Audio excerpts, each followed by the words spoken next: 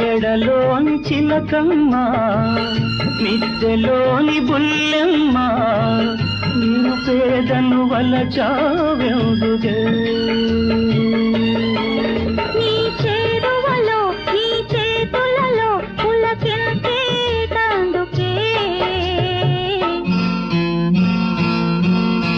ఓ బంగారు రంగుల చిలక పలకవే ఓ అల్లరి చూపుల రాజా ఏమని